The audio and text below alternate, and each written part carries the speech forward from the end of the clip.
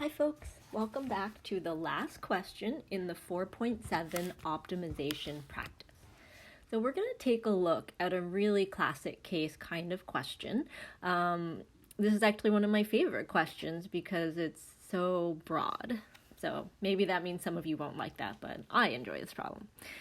So question number 6 says that a rope that is 10 meters long is cut into 2 pieces. One piece is formed to make a circle, and the other piece is formed to make a square. How should you cut the rope to maximize the total area? And that means the area enclosed by both the circle and the square. And so this is a good example of a question where we're going to start with a diagram, okay? And so we're going to go ahead and have our piece of rope, all right? We know that this is 10 meters long. And we're going to cut this rope somewhere, I don't know where. And what I'm going to do is I'm going to take one piece and I'm going to make it into a square. All right, so let's say that this part here becomes a square.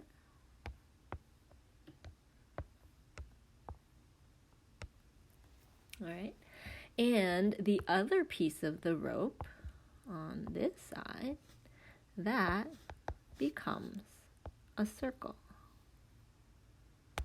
Okay, so we've got a square and a circle. Now let's go ahead and write our formula for what we need to maximize.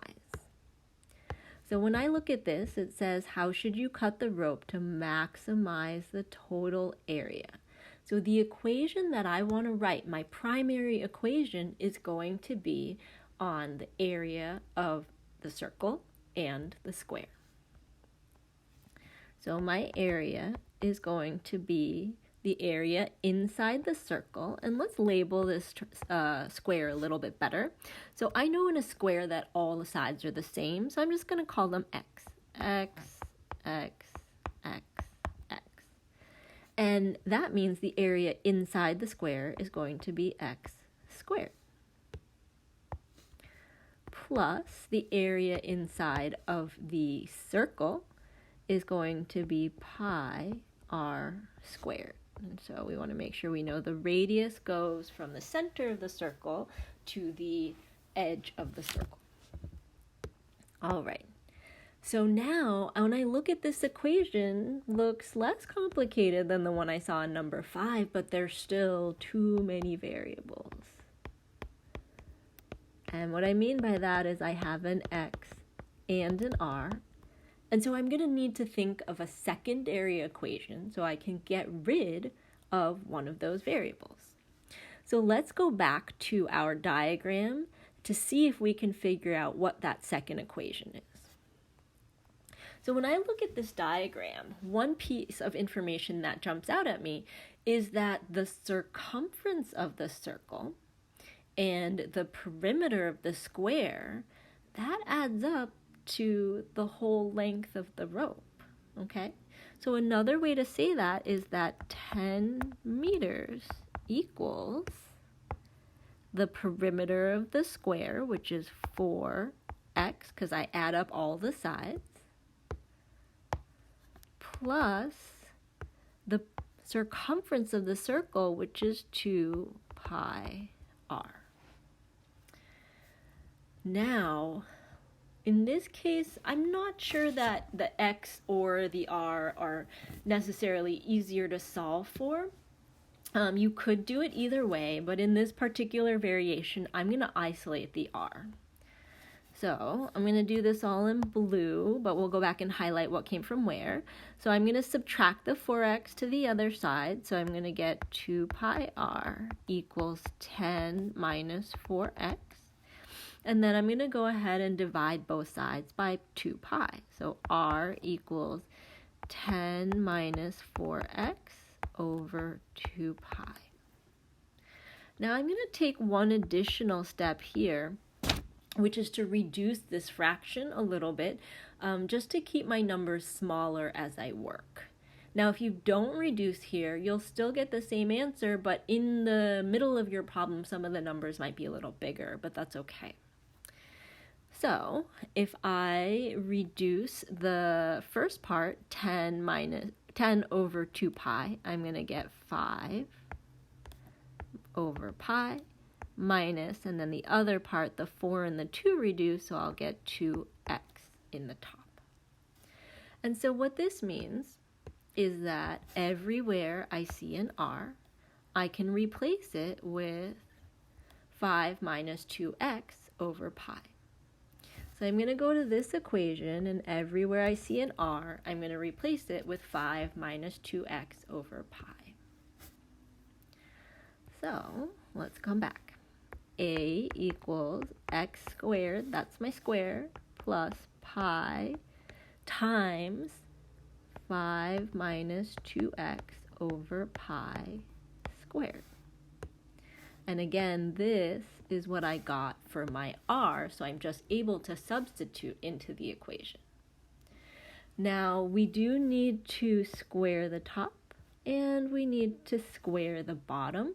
And again, we're just simplifying here to make our derivative piece a little bit easier. So I'm going to get area equals x squared plus pi over times 5 minus 2x, 5 minus 2x over pi squared. So I've just squared the top and I squared the bottom. Now let's see if anything reduces, and it does. This pi and one of the pi's on the bottom reduce, but not both of them. So I get a equals x squared plus, I'm going to bring the 1 over pi out to the front, and then I'm going to FOIL this numerator. 25 minus 20x plus 4x squared. Okay, now I'm going to distribute this pi into all three terms, and then I'm going to see if I can combine any like terms. Area equals x squared plus 25 over pi minus 20 over pi times x plus 4 over pi times x squared. Now, because I know I'm going to be taking derivatives, you can see that I've sort of grouped my constants in the front. So I've got my constant here. This is a constant. This is a constant. That's the reason why I wrote it that way. Okay, now are there any like terms? Well, this one is an x squared, and so is this term. So I can combine the two of those together. Maybe it helps if we take this intermediate step. The number in front of the first x squared is really a 1, but what if I write it like this? Pi over pi x squared. Then it will be easier for me to combine it with the 4 over pi x squared. All right, then I have the negative 20 over pi x plus 25 over pi. And now I'm going to combine these two into a single fraction. So I'm going to get 4 plus pi over pi times x squared minus 20 over pi x plus 25 over pi. Now I think I'm ready to take that derivative. So we get dA dx equals 2 times 4 plus pi over pi x, because 2x is the derivative of x squared, minus 20 over pi times 1, because the derivative of x is 1, and then plus 0, because the derivative of a constant goes to 0. All right, now let's go ahead and distribute this 2, and so I'm going to get 8 plus 2 pi over pi x minus 20 over pi. Now, what does that equal? Well, I want to maximize the area, which means that the slope at that point is 0. So I'm going to set this equal to 0. All right. Now, before I solve, I want to make this easier for myself, so I'm going to multiply the whole equation by pi. That's going to get rid of some of these fractions. So after I distribute, I'll get 0 equals 8 plus 2 pi times x minus 20. All right, so I distributed here, here, and here, and I was able to get rid of my fraction. All right, we're in our home stretch. Now we just need to solve for x. So I'm going to add 20 to both sides. And then I'm going to divide by the thing multiplied by the x. So 20 divided by 8 plus 2 pi. And when I turn that into a decimal, I'm going to get 1.4. So this is the length of the side of the square.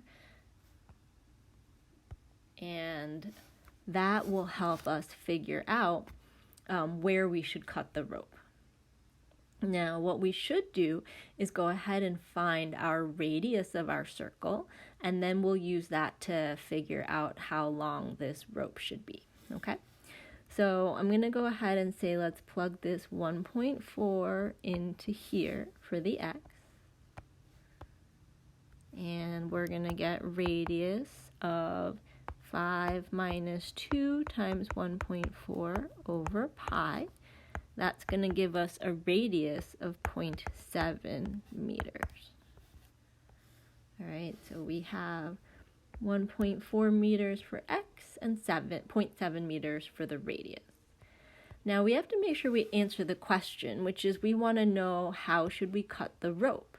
So really what I want to know is how long is the red part and how long is the purple part. So the red part is just going to be 4 times x.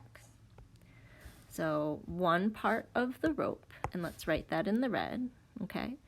So the square part, the part that we use to make the square, is going to be 4 times 1.4, or we can say that that is, let's see, 4 times 1.4 is going to give us 5.6 meters.